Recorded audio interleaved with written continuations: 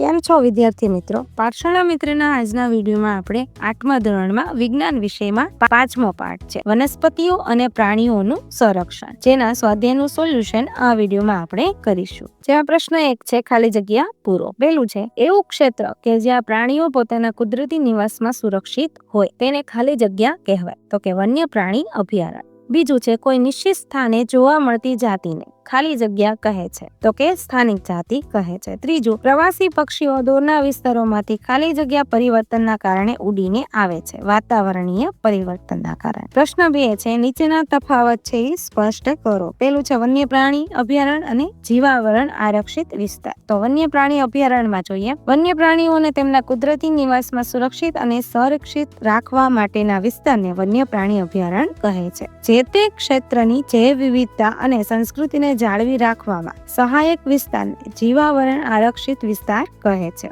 તો કે વન્ય પ્રાણી અભયારણ્યમાં તેમાં પ્રાણીને પકડવા અને તેમના શિકાર કરવા પર પ્રતિબંધ હોય છે. તેમાં અન્ય ઘણા અભયારણ્ય અને રાષ્ટ્રીય ઉદ્યાન સમાયેલા હોય છે. પ્રશ્ન 2 છે, પ્રાણી સંગ્રહાલય અને વન્ય પ્રાણી અભયારણ્ય એના વચ્ચેનો તફાવત આપણે આપવાનું છે. તો કે પ્રાણી સંગ્રહાલયમાં જોઈએ, તેમાં પ્રાણીઓને બંધનાવસ્થામાં રાખવામાં આવે છે. તેમાં પ્રાણીઓ મુક્ત અને છૂટા હોય છે. તેમાં કુદરતી વસવાટની સમક્ષ કૃત્રિમ વસવાટ પૂરા પાડવામાં આવે છે. તેમાં સંપૂર્ણ કુદરતી વસવાટ છે. તેમાં પ્રાણીઓના રક્ષણ, ખોરાક, આરોગ્ય વગેરેની કાળજી માણસો દ્વારા રાખવામાં આવે છે. તેમાં મુખ્યત્વે રક્ષણનો ઉદ્દેશ હોવાથી પ્રાણીઓને નુકસાન થાય તેવી બધી પ્રવૃત્તિઓ પર પ્રતિબંધ હોય છે. ત્રીજો તફાવત છે નાશપ્રાય જાતિ અને લુપ્ત જાતિ. નાશપ્રાય જાતિ જોઈએ, નિર્ધારિત સંખ્યાથી ઓછી સંખ્યા ધરાવતી જાતિને નાશપ્રાય જાતિ કહે છે. પૃથ્વી પર અસ્તિત્વ ગુમાવી ચૂકેલી જાતિને લુપ્ત જાતિ કહે છે. સંરક્ષણ ઉપાયો જેવા કે અભયારણ્યો, રાષ્ટ્રીય ઉદ્યાનો, આરક્ષિત યોજનાઓ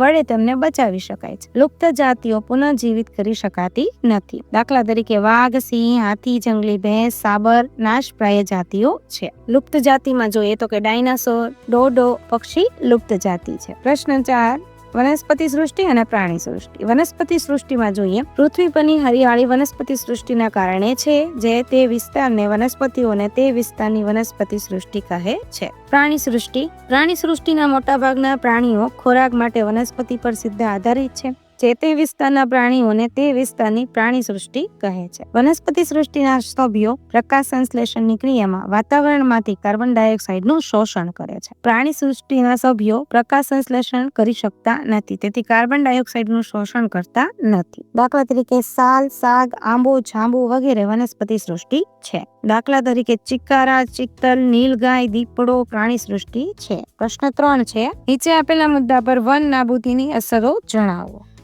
વન્ય પ્રાણીઓ. વન નાબૂદીના કારણે વન્ય પ્રાણીઓના કુદરતી નિવાસ નષ્ટ થાય છે. વન્ય પ્રાણી જાતિની સંખ્યામાં ઘટાડો થાય છે. ઘણા વન્ય પ્રાણીઓ નાશપ્રાય જાતિ બને છે અને ઘણી જાતિઓ લુપ્ત થાય છે. પર્યાવરણ. વન નાબૂદીથી પર્યાવરણ સંતુલન ખોરવાય છે. વાતાવરણમાં કાર્બન ડાયોક્સાઇડનું પ્રમાણ વધે છે. પરિણામે ગ્લોબલ વોર્મિંગ અને પ્રદૂષણ થાય છે. જલચક્ર સંતુલન બગડે છે. વરસાદમાં ઘટાડો થાય છે. ભૂમિનું ધોવાણ વધે છે અને ભૂમિની ફળદ્રુપતા ઘટે છે. ત્રીજું છે ગામડાઓ.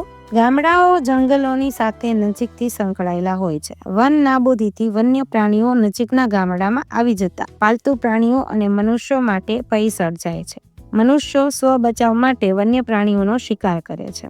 ગ્રામ્ય વિસ્તારની વ્યક્તિઓને બળતણ, ફળ, લાકડા પૂરતા પ્રમાણમાં મળતા નથી અને વરસાદમાં ઘટાડો થાય છે. ચોથું છે શહેર. વન નાબૂદીની શહેર પર સીધી અસર થતી નથી, પરંતુ પર્યાવરણના ફેરફારને વધુ ગરમ ઉનાળો, વરસાદની અનિયમિતતા, દુષ્કાળ કે પૂરની સ્થિતિ શહેરને પણ અસર કરે છે. 5મું છે પૃથ્વી. વન નાબૂદીથી પૃથ્વીની ફળદ્રુપ ભૂમિ રણમાં ફેરવાય છે. પૃથ્વીના તાપમાનમાં વધારો થાય છે.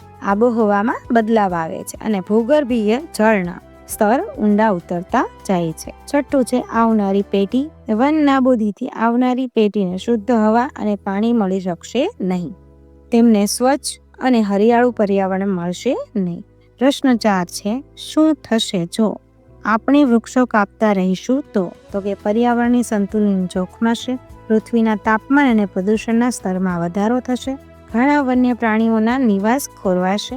પૂર અને દુષ્કાળ જેવી કુદરતી આફતોની સંભાવના વધશે. વરસાદ અને ભૂમિની ફળદ્રુપતામાં ઘટાડો થશે. બીજું છે, કોઈ પ્રાણીનું નિવાસ સ્થાન અડચણરૂપ બને તો તો પ્રાણી અસુરક્ષિત થઈ જાય, તેની સંખ્યામાં ઘટાડો થતા તે નાશપ્રાય બની શકે. ભૂમિનું ઉપલું પડ અનાવરિત થઈ જાય તો ભૂમિમાં સેન્દ્રિય પદાર્થોનો ઘટાડો થઈ જાય, ભૂમિની ફળદ્રુપતામાં ઘટાડો થઈ જાય, ફળદ્રુપ ભૂમિ રણમાં ફેરવાતી જાય. પ્રશ્ન 5 છે, ટૂંકમાં ઉત્તર આપો. પહેલું છે, આપણે જૈવ વિવિધતાનું સંરક્ષણ શા માટે કરવું જોઈએ? તો કે સજીવ જાતિઓને લુપ્ત થતી અટકાવવા માટે અને નિવસન તંત્રની આહાર શૃંખલા અને આહાર જાળવી રાખવા માટે તે કરવું જોઈએ. પછી છે, સુરક્ષિત જંગલો પણ વન્ય પ્રાણીઓ માટે સંપૂર્ણ રીતે સુરક્ષિત નથી. શા કારણે? સુરક્ષિત જંગલો પણ વન્ય પ્રાણીઓ માટે સંપૂર્ણ રીતે સુરક્ષિત નથી, કારણ કે જંગલોની આસપાસ રહેતા લોકો તેનો અતિ ઉપયોગ કરીને તેને નષ્ટ કરી દે છે. ત્યાર પછી કેટલાક આદિવાસીઓ જંગલ પર આધારિત છે.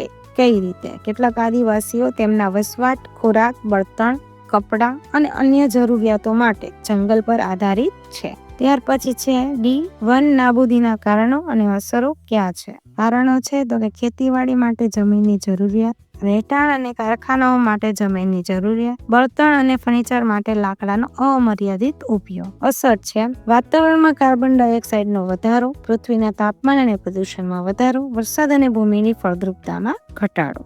રેડ ડેટા બુક એટલે શું?